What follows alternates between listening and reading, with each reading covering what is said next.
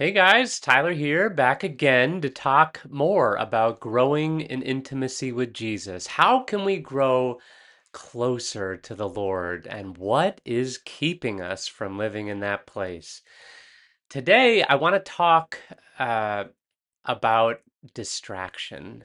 Um, I think that oftentimes, for most people, most of the time, it is not wickedness that is keeping us from growing closer to the Lord. It is not the case that, what's keeping us from drawing near is like, oh, I'd love to come, Jesus, but right now I'm plotting an evil takeover of the world, right? It's more that we're simply distracted by the everyday circumstances of our life and what seems to be demanding our attention that is keeping us from coming to that deeper and more meaningful relationship with Jesus. So, I want to talk for a minute about two awesome parables that Jesus told. They're probably maybe the same parable, just retold by two different people, but it is the parable of the wedding feast. So, uh, the one that I want to focus on is Luke 14, where Jesus was telling his disciples and the people that were sitting around listening about how God has prepared this amazing wedding banquet. And he is inviting the whole world, everyone. He sends his messenger, his servant, out three times to make sure that everyone knew that they were invited. And what is incredible about this parable is that when the messenger goes out to tell people the wedding feast of the king is ready, like the whole point of life, everything that we've been working toward, like the fruit of all of our labor, the whole like reason we're here, the party's ready. We're ready to celebrate. And you would think that the people that have been, laboring with the king to get ready for this wedding banquet, they'd be like, oh my gosh, like it's here. Let's go. Let's go. Ah, it's like Disneyland for kids, right? But no, that is not how they respond. They come up with the world's lamest, most bizarre excuses for why they'd love to come, but they just can't make it. And it's like, oh, I'd love to come, but I just bought this new property and the right thing to do is to go check it out. I'm going to make the sacrifice of not coming to the banquet so I can go do this needful thing, right? And this other guy's like, oh, I'd love to come, but I just bought this new yoke of oxen, right? And I really need to see what kind of quality there are. It's the responsible thing to do to make sure that, I made a good purchase and they're going to be able to plow the fields. And it's like, dude, like to plow the fields, right? To go look at the property you bought. This is the wedding feast of the king. This is the culmination and of the purpose of all of life, and you're gonna go look at some dirt that you purchased? Gosh, that's dumb. The last guy's like, oh, I'd love to come, but I just got married, and I just have these commitments. I have things that a husband is supposed to do, right? I got to go spend time with the wife, make, happy wife, happy life, right? And the one thing about these three excuses for not going to be with the Lord, it's all about being with Jesus, right? Spending time with the King. The one thing about those three excuses is that none of them are overtly bad. Actually, they're good, right? These are all good, responsible, dutiful, um, and even fun things. I mean, you buy a new property. Yeah, you want to see it, right? Like you got married. You want to spend time with your wife. Of course you do, right? But it's a total deception at the same time because you're not comparing apples to apples. This is not a comparing going to look at a property or going for a drive in your new car. This is spending time with the one that makes the property worth something. He's the reason, he is the one that marriage is the metaphor about, right? Like marriage is the whole point of marriage is to point people toward a greater union, to be one with God, right? The eternal bridegroom. And you're saying no to that so you can go and, focus on the imitation of that or the image of that, right? It's like, yeah, marriage is an amazing, beautiful thing, but you are being invited to go and be with the eternal bridegroom, dude, right? And so, why would people do that, right? When you see what's actually happening, we are invited to be with the Lord, right? And you're gonna settle for something so much lesser. Why are people doing that? It's not wickedness, right? I think the reason why people choose to spend time on deeply lesser things is because we can control those things.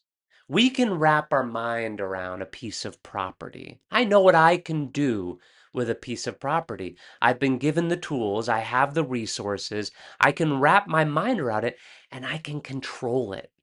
And I can put it in this box, right? And I can do what I want to do without much of other people's helps, especially not someone that I need the help of, like God, right?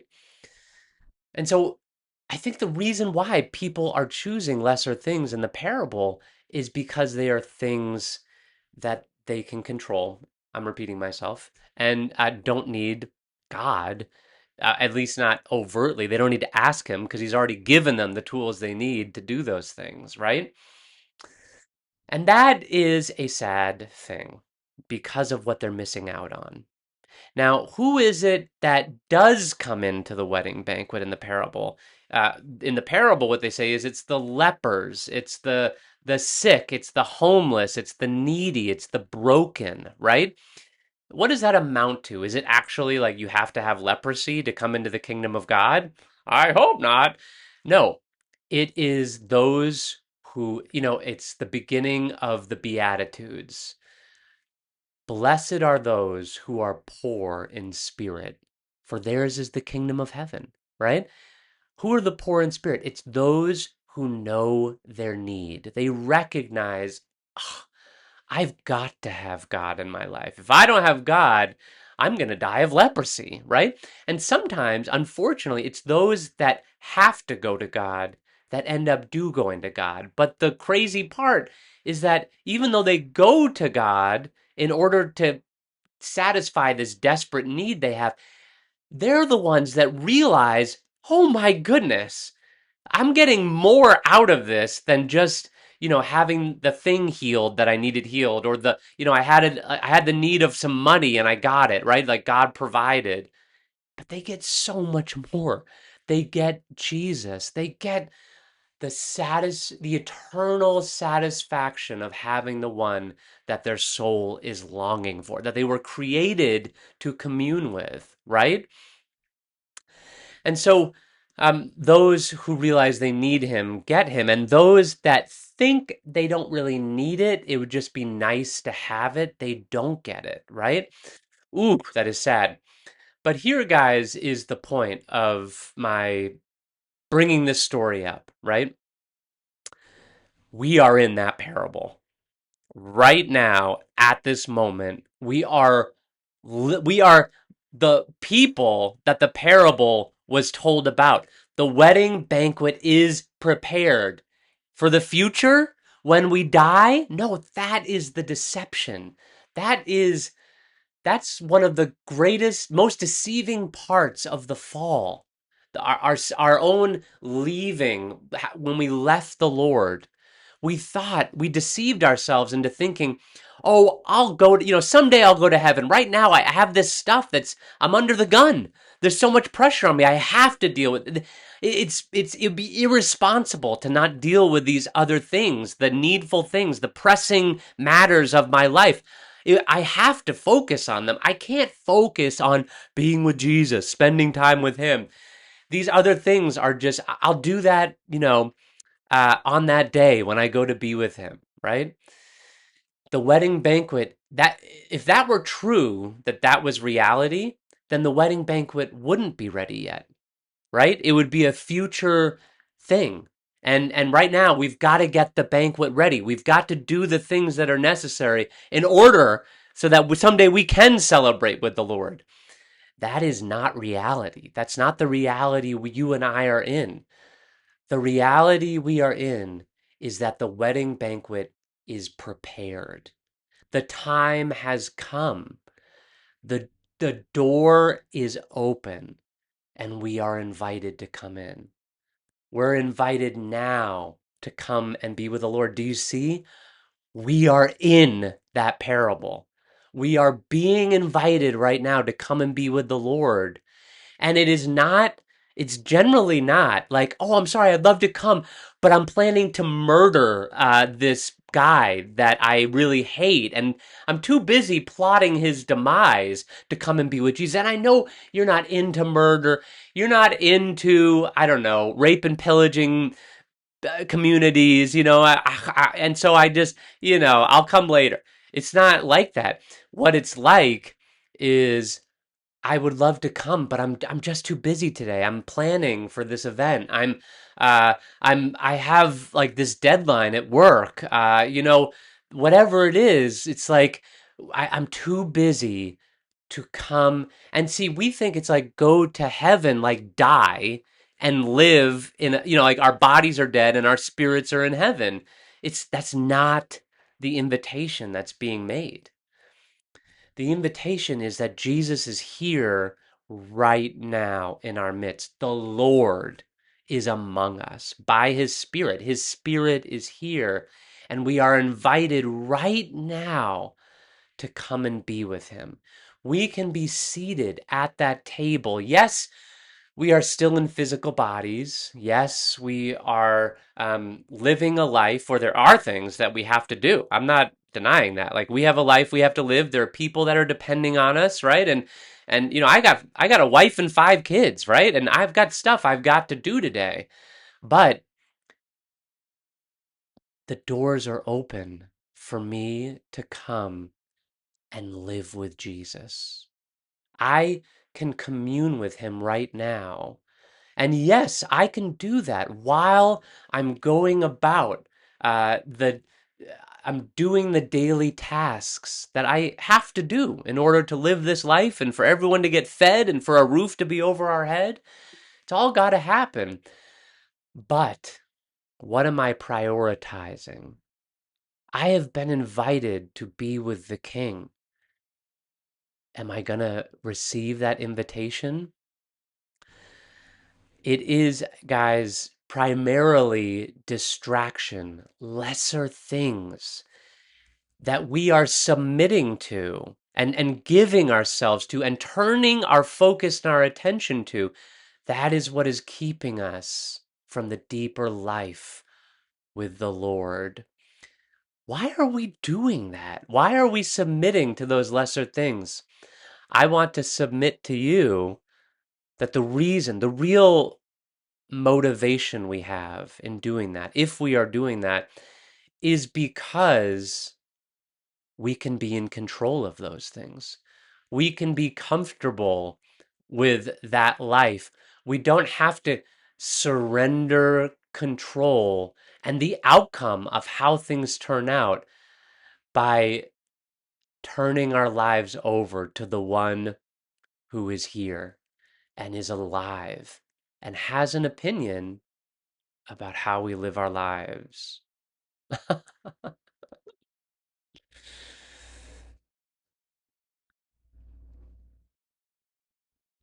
The Lord is inviting us to a glorious adventure. We are being called to something better than we are currently living in, and we will have to allow Him to have it His way if we're going to come to this banquet that is better than any field, any marriage, any any possession, any duty, any, I don't know, worldly activity. So I just want to be one of those messengers today, inviting me. I'm not pretending to be the one that's just doing it perfectly. Um, but I want to remind you today that the doors are already open. The King is inviting us in. There is a wedding banquet that has already begun. And we are able here and now to take our seat at that table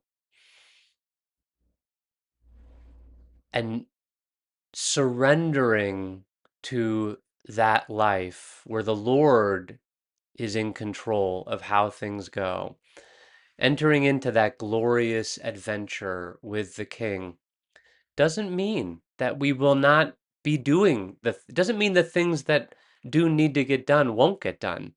It probably does mean that the way that they get done will be different than how we would do it on our own steam.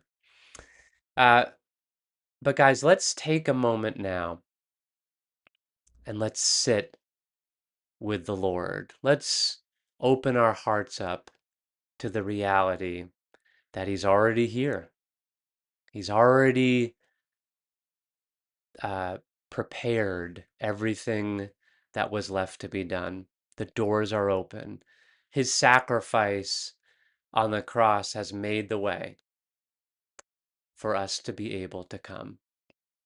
Jesus, we open our hearts right now. We open our hands and we surrender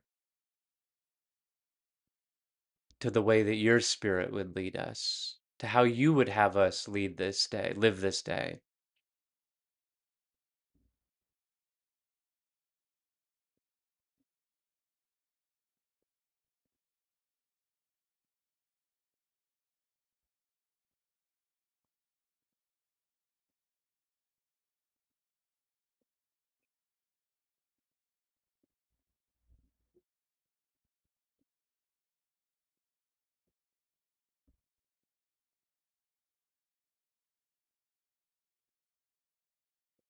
Mm,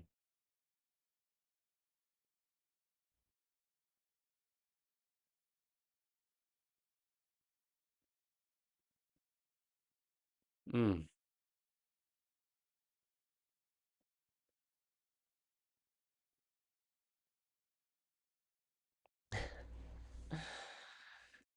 Yep, the doors are open.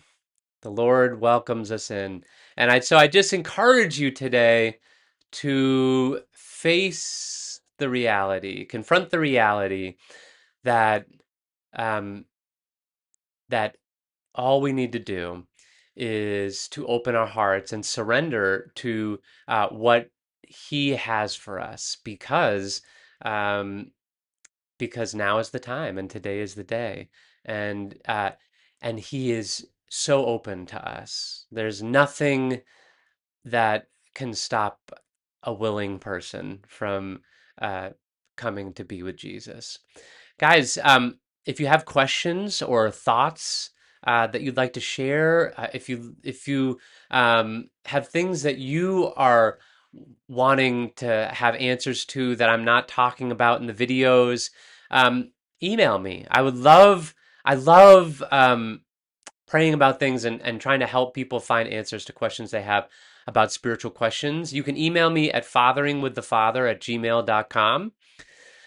And then also, if you're interested in one-on-one sessions, counseling sessions, spiritual mentoring, you'd like to go into things in greater detail with me, you can sign up, register for a session like that at www.fatheringwiththefather.org. So, all right, guys, God bless you. Hope that you dive into what we're talking about today once the video is over, and hope to be back with you again soon. God bless.